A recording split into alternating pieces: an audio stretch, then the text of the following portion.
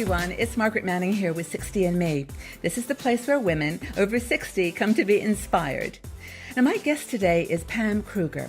Pam is a financial and investing expert. She is a television personality and author. She's the co-host of a PBS show called Money Track and has created a really cool tool online called Wealth Ramp, which basically connects consumers with financial fiduciary advisors. So welcome, Pam. Thanks, Margaret. Great to be here. It's great to have you here. We've talked a little bit about 60 and Me in our community. We reach about 500,000 women now all around the world, and they are really reaching that point in that life where they're transitioning into retirement. Many are really happy to keep working and others are ready to let it go.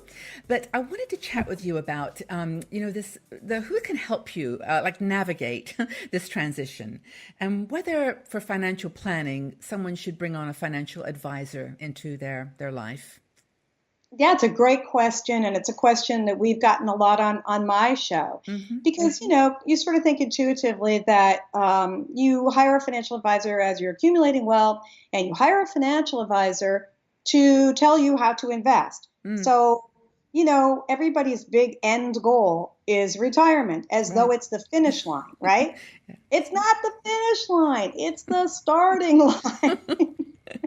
So, it's no matter true. where you are in your, in the sense of, having not enough, having enough, or having an abundance, whatever the case may be, can you use an advisor? The answer is, to me, there's no better time to have the advisor. However, has to be a real advisor. Right.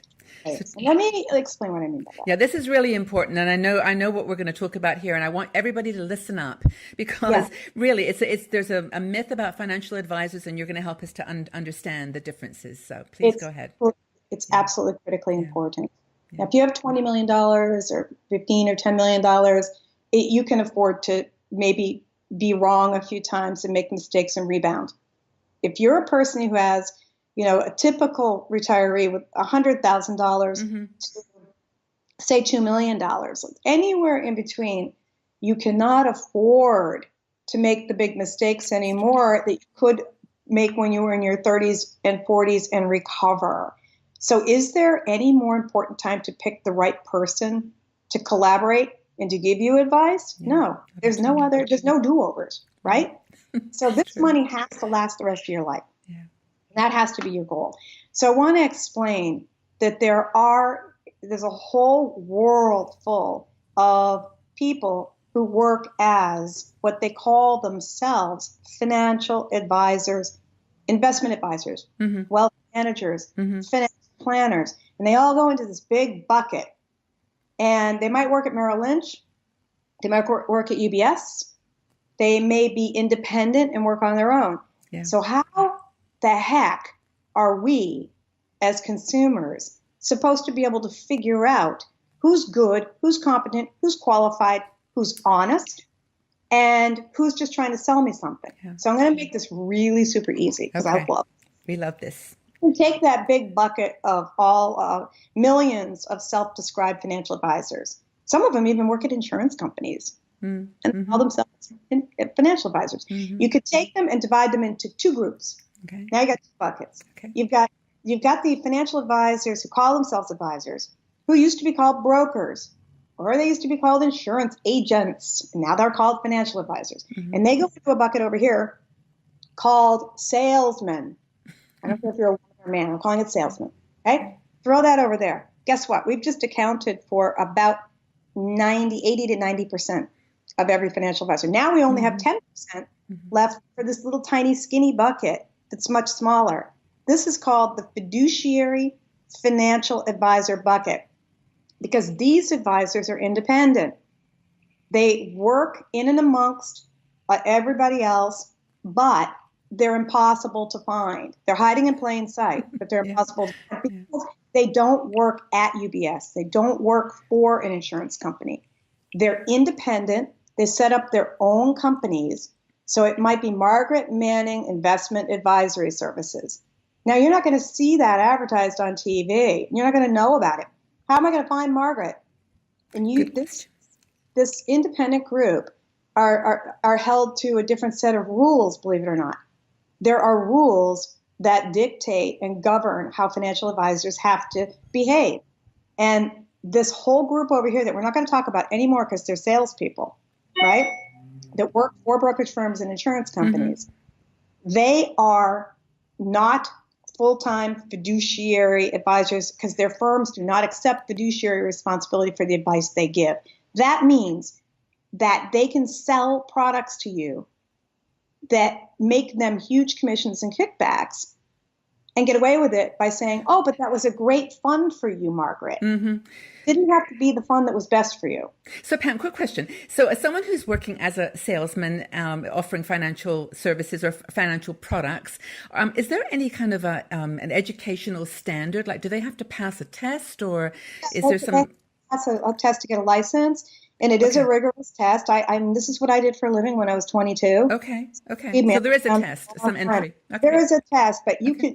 It's a sales job. Okay. I work for the brokerage firm. I work for the insurance company. And when I was 22, and when I was through my late 20s, my job was not to help you invest. My job was to make sure I'm selling enough of the firm's products to you that I'm generating revenue to keep my job. Yeah. Exactly. Yeah. And hopefully maybe, amass a fortune by doing that. So let's get away from that group, because we know that they're not financial advisors who are accountable at a fiduciary level. What does that mean? This smaller group is held to a different standard because they're independent, because they don't work for a brokerage firm. They actually are held to a higher legal standard. Okay. They have to answer to a standard called the fiduciary standard, which means to be a fiduciary, you accept full fiduciary responsibility, and legally, I must put your best interests ahead of anything that I suggest to you that might pay me. So these kinds of advisors don't get paid commissions because they don't work for brokerage firms. Okay. How do they get paid then? Insurance companies. They get paid by you, and they work directly and only for you. Like an hourly rate or some... Well, it could be a fee that's based on a percentage of the money that you're asking me to manage. Okay. So if you have a $500,000 nest egg and you want me to manage that for you, plus give you financial planning, that might be a $5,000 a year fee. Okay. 1% is typical. But here's the difference. Legally, the fiduciary bucket over here that contains only about 10% of all advisors out there, independents, they actually have to be transparent with you about the fees. Now, when was the last time you went to an insurance agent or a broker and had him sit down and say, oh, by the way, let me explain all the fees involved here? Never. Doesn't happen. Because the firm, remember, I work there. Yeah, you understand. They told me, don't, they're baked into the cake. So we don't want that, especially at retirement. This is too serious of a subject to take to a salesperson. Yeah. So here's what you get from a financial planner. And here's what you should expect. Just because they're fiduciary doesn't mean they're competent. So you still want to make sure you check and you see how long they've been in business. You want to make sure that they'll put the fiduciary oath in writing to you. You want to make sure that they'll put every fee in a transparent way and lay it out to you and explain it to you. Here's what you're really looking for at this point in our lives, where you're getting closer to retirement or you're stepping over the starting line of retirement. 2 words: cash flow. What you want is an advisor who can sit down with you and take time to look and model out cash flow projections. Margaret, if you spend this much money this month and you're bringing this much money in from these different sources, here's what your life looks like. If you sell your family home, if you do this, if you do that. What if scenarios? That's the advisor's job, is think of it as advising, not selling. And then and only then, after you've done a really, really good, serious, detailed financial plan that models out cash flow, that is when you can look at the investments. Okay? So when you go to a company that wants to sell you investments, it's like you're walking in the door of the doctor's office. And the doctor says, Margaret, I've never met you before, but I've got the perfect pill for you. Perfect. Let me describe the benefits for you and what it's done for thousands of other people. And you're sitting going, dude, you don't even know anything about my family history. You don't know what I came in here with. A real financial advisor is like a real doctor. Okay, he's going to sit down. He's not going to say, here's how you should invest your money. Here's the best mutual fund for you. He's going to say, or she is going to say, let's sit down and look at where you are right now. So where do you find these magicians? Where do you find these fiduciaries? I mean, it sounds to me like there's really, first of all, I bet many women who are watching this did not know the difference. I mean, and partly because historically they've been associated, as you described, with a particular brand, and they've trusted them. Maybe they've had good luck with them. Maybe that's why they've stayed with them for some reason. But so we know now that the advising role is more valuable. How do we find these people? Okay, so this is going to be totally self-promotional, but it's the truth. It's the truth. When I was doing Money Track in the third season of the show, I had so many viewers and so many people when we were making our presentations in person, hands going up and saying, Pam, we really like your show. And you're always talking about bad broker behavior and the good, the bad, and the ugly of advisors. But how do you find the unfindable who you say are hiding in plain sight? And my answer was, I don't have a good answer. I've got this resource, this resource, this resource. Then you go to this resource, and then you go to this website. And it was like 5 different websites combined into one, and the eyes would glaze over.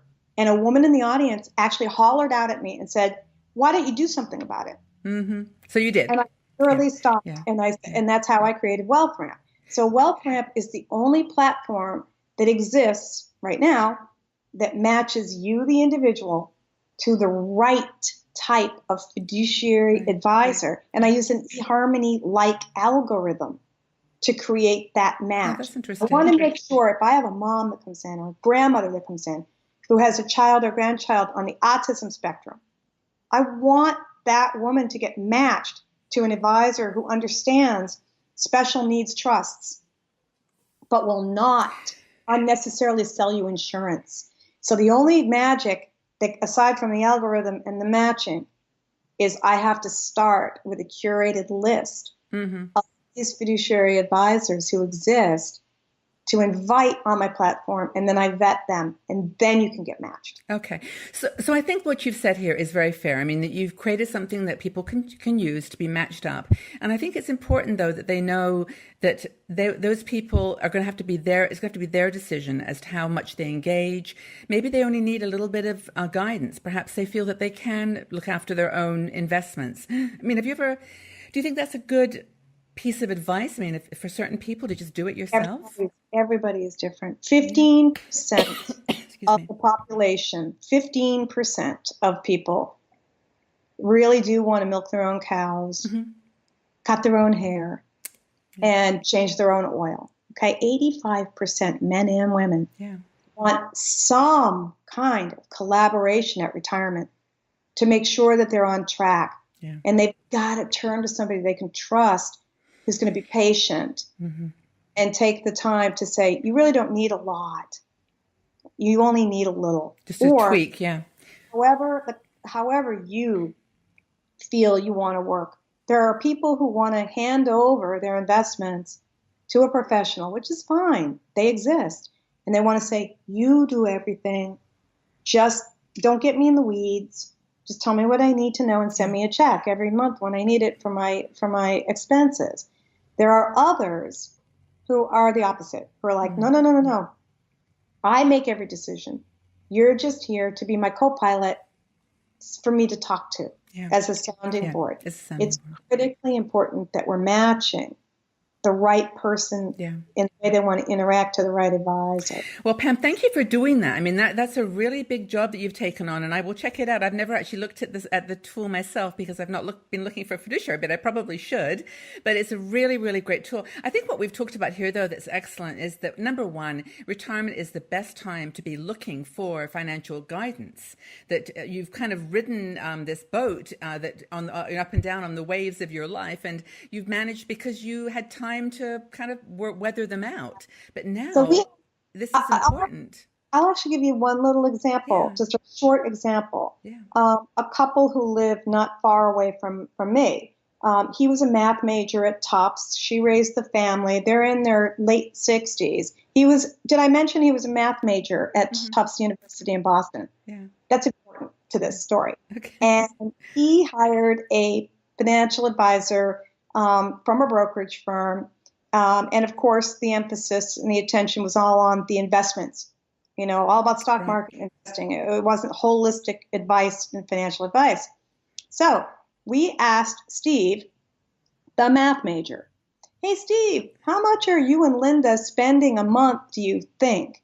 And he guesstimated, $4,500 a month. He looks at her, she looks at him, and I'm pretty sure $4,500 a month. Remember, I'm a math major, $4,500 a month. Well, it turns out that we found out that they were spending about $6,500 a month, and they were taking that from their savings. It doesn't sound like a lot of money, a couple $1,000 a month. No, oh, yeah.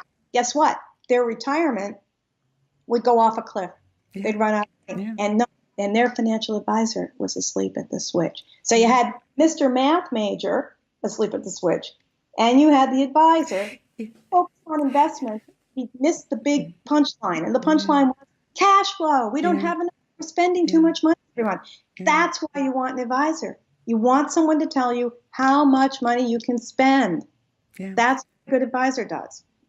Well, and actually, we talked about in a different video about keeping all that savings in one bucket, and then being able to have enough. You have your cash flow working for you, but have enough to put into another bucket that you can then invest for to make an income. So if you're spending all that extra, like they were spending $2,000 extra a month from the bucket, which was savings, what a waste of time! See how much I'm learning already, Pam? This is great. And all it is just it's just like anything else. It's like just looking at it and not getting bedazzled by somebody trying to talk over your head. Yeah. Please, if you don't remember anything else from this, just remember that if you are going to talk to an advisor, someone has to be a legal fiduciary, put it in writing, must be transparent about fees, and please make sure that they're capable of talking to you about your cash flow and planning, not just about where to invest.